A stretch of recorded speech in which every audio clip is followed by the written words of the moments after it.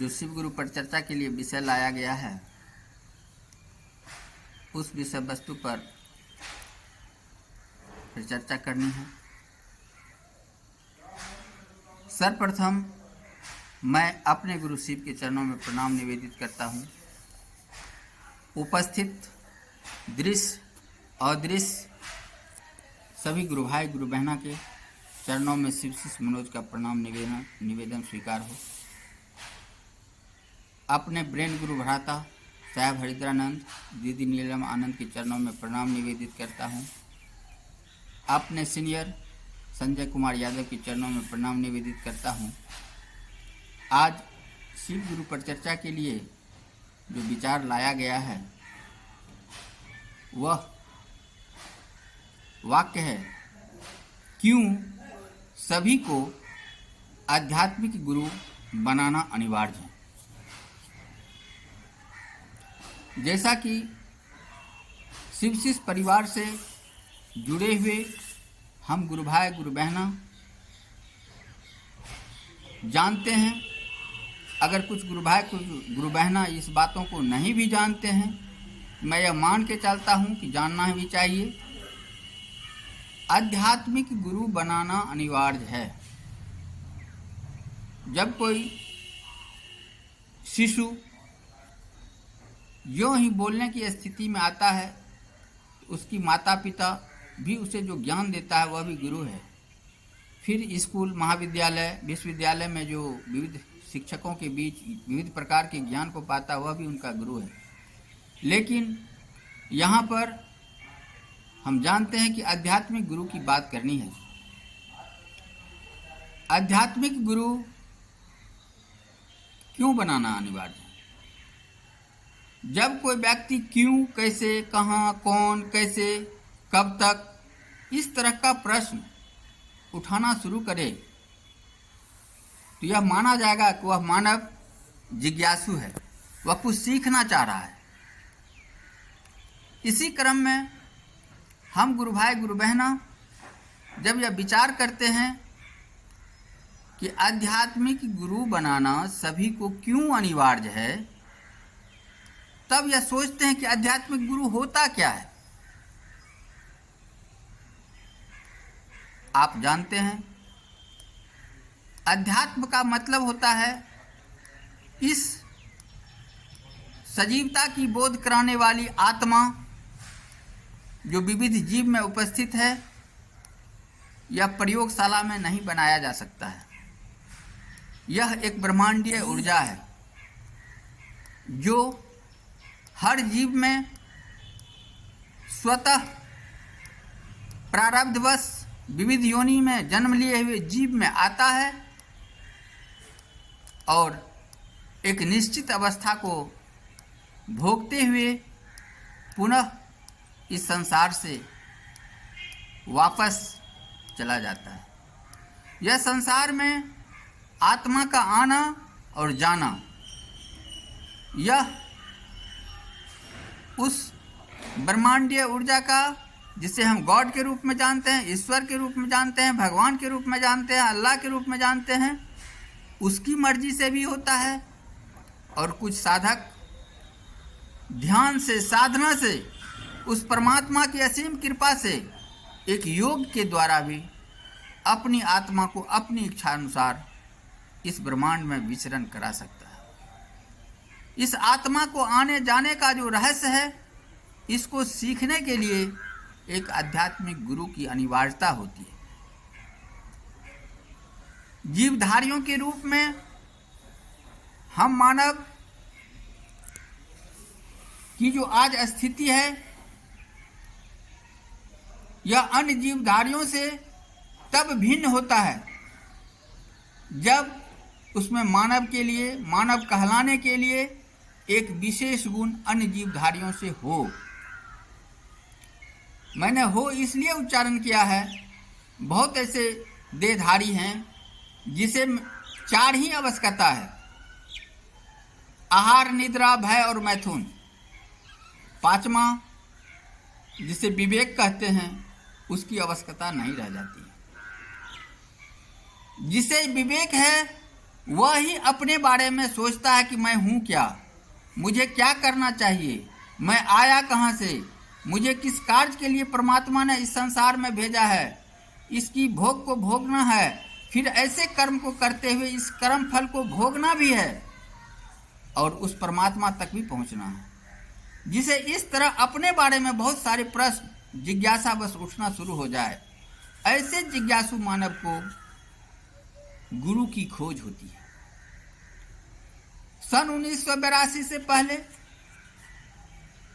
संसार में बहुत ऐसे देहधारी गुरु थे जो कि दुनिया को इस गुमराह में रखा कि भगवान होते हैं, मैं उसे भेंट करा सकता हूँ, मुलाकात करवा सकता हूँ, अपने चमत्कार और सिद्धियों से उसे लाभ भी पहुँचाया मानव को। लेकिन इस कालखंड के महामानव ब्रह्म गुरु भ्राता साहब हरिद्रानंद ने कहा, आप किसी मानव को देहधारी को गुरु मत माने, ज्ञान ही सीखना है तो ज्ञान आध्यात्मिक ज्ञान पाने के लिए देहधारी के रूप में नहीं, अदृश्य सत्ता जिसे भगवान गॉड अल्लाह के रूप में जानते हैं, यीशु के रूप में जानते हैं, उसे हम लोग अपना आध्यात्मिक गुरु बनावें। उस आध्यात्मिक गुरु बनाने के क्रम में उन्होंने जो पाया वह कहा कि अपने गुरु से अपने लिए जब इच्छा हो तब, जब ज़रूरत हो तब, अपने लिए, अपने कुटुंबजन के लिए, जिनके लिए भी इच्छा हो, विनम्रतापूर्वक करुण भाव से उस परमात्मा से अपनी आत्मा को जोड़ते हुए, आत्मिक लगाव को रखते हुए, दोनों हाथ फैला करके या तो खड़े होकर के, बैठ कर करके, सिर को नवा करके, लेकिन विनम्र भाव से दया मांगना चाहिए कि हे शिव, आप मेरे गुरु हैं, मुझ शिष्य पे दया कर दीजिए। यह पहला सूत्र है, दया मांगना। और जब इनसे लाभ हो तो वह व्यक्ति दूसरा सूत्र के रूप में जब शिव को गुरु माना है तो उनसे जो उसे लाभ मिला है, इन बातों को अन्य व्यक्ति को जो आज तक वंचित रहे हैं उन तक अब इस विचार को पहुंचाने के लिए, शिव शिष्टता की विचार को पहुंचाने के लिए कि शिव आध्यात्मिक गुरु होते हैं, शिव की चर्चा करनी चाहिए।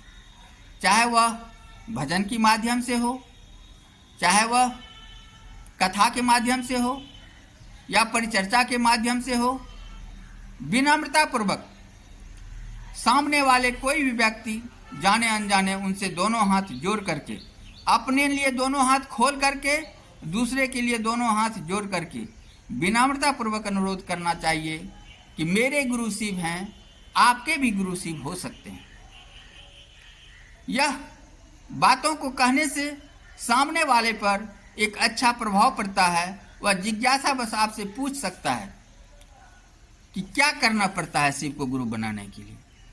आप यह ध्यान रखें, आपकी जो ही ज्ञान है, चाहे साक्षर हो या निरक्षर हो या बौद्धिक क्षमता का जो ही लेवल है, आप अपने गुरु को याद करें, स्मरण करें, सेकंड के अंदर आप में वह ऊर्जा स्थापित हो जाएगी और सामने वाले को यथासाध्य जो ही समझ रहे हैं बस उस तरह से समझाने का प्रयास करें कि मैंने शिव को गुरु माना है तो उसके लिए मुझे 3 कार्य करना पड़ता है।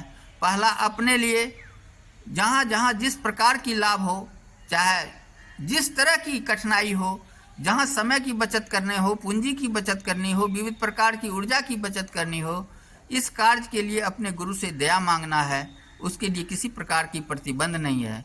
दूसरा सूत्र, आपने जो अनुभूति में पाया इसी रूप को चर्चा, कथन, भजन के रूप में, कथा के रूप में दूसरे को बतलाना है कि शिव चर्चा करना है। तीसरा, जब आप गुरु और शिष्य की परंपरा से जुड़ जाते हैं तो आपको अपने गुरु को सम्मान देना होगा। आपके आचरण से यह परिलक्षित होना चाहिए कि आप शिव शिष्य हैं। यह दिखा करके भी हो सकता है या मौन रूप से भी हो सकता है। आप अपने गुरु को नमः शिवाय से प्रणाम निवेदित करें। यह पंचाक्षरी मंत्र अभी तक वैदिक ज्ञानों से साबित हो चुका है कि यह पंचाक्षरी मंत्र उन तमाम शक्तियों को अपने में समाहित किए हुए है जो कि आपको इस लौकिक और पारलौकिक किसी भी विघ्न बाधा में आपकी सहायक होगी। विघ्न बाधा समाप्त हो जाएगा।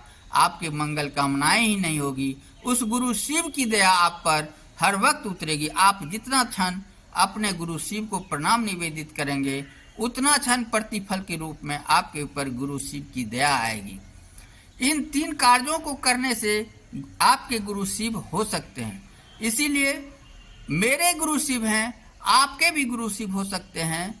इन बातों को शिव चर्चा के प्रसंग से आप तक जो मैंने रख रहा हूँ, इसका मुख्य उद्देश्य है, अगर आप मानव हैं, आप मानव के रूप में अपने गुरु को अपनाना चाह रहे हैं, तो देहिक गुरु के अलावे इस संसार के संचालक, सृष्टिकर्ता, आदि शक्ति, महागुरु, सद्गुरु, सत्यगुरु, साधगुरु, आप जिस भी गुरु के रूप में जान रहे हो, इस ब्रह्मांड के संचालक, यूनिवर्सल एनर्जी जिसे कहते हैं, ब्रह्मांडीय ऊर्जा, उस शिव को अपना गुरु माने। उस शिव का अंश आपके भीतर आत्म शिव के रूप में उपस्थित है, उसे पहचाने। इसी पहचान के लिए हम गुरु भाई गुरु बहना कभी कभी कहते हैं, जागो जागो महादेव। अर्थात आपके भीतर जो बैठा हुआ आत्म शिव है, उसे ही आप अपना गुरु माने, उसी से अभिप्रेरित हों, उसी से निर्देशित हों, और उस तरह की क्रियाकलाप करते हुए हमेशा यह ध्यान रहना चाहिए कि आपके आचरण इतना विशुद्ध, परिमार्जित हों कि आपके किसी भी कार्य से आपकी गुरु की बदनामी न हो। एक सामान्य व्यक्ति के द्वारा किया गया दूषित कार्य, एक शिव शिष्य के रूप में किए गए दूषित कार्य अगर पाया जाता है, तो शिव शिष्य अधिक दंडित होने का हकदार है, क्योंकि वह उस ब्रह्मांडीय ऊर्जा का गुरु है, किसी लौकिक जगत के देहिक गुरु का चेला नहीं है। इसीलिए हमेशा ख्याल रखें, आपके आचरण से आपकी गुरु की सम्मान की समृद्धि हो, ताकि आपको भी समाज शिव शिष्य के रूप में जाने, शिव शिष्य के रूप में इस लौकिक और पारलौकिक यानी लौकिक जगत की सभी मनोरथ को पावें। इसीलिए लौकिक जगत के सुख के साथ साथ इस संसार को जब हम त्याग करके निकलेंगे, जिस दिन इस शरीर को त्याग करेंगे, उस दिन उस पारलौकिक सुख की भी बात करेंगे, जहां हमें गुरु शिव की दया से इस आत्मा को स्थापित किया जाएगा। अन्यथा इस अपने प्रारब्ध कर्म फल के हिसाब से एक हवा की गेंद की तरह हम लोग इस संसार में आते जाते रहेंगे। मेरा कहने का भाव था कि क्यों, मतलब जब आप मानव हैं, तो आपको अपने बारे में सोचना चाहिए कि गुरु तो बनाना है, किसे बनाना है। तो मेरा कहना है कि देहिक गुरु के अलावा इस आध्यात्मिक गुरु के रूप में ईश्वरीय ब्रह्मांडीय ऊर्जा को आप गुरु बनावें। जय महादेव। शिव शिष्य मनोज का प्रणाम। ये सारी चर्चाएं अंतरिक्ष साम्राज्य को संप्रेषित कर रहा हूँ। जय महादेव।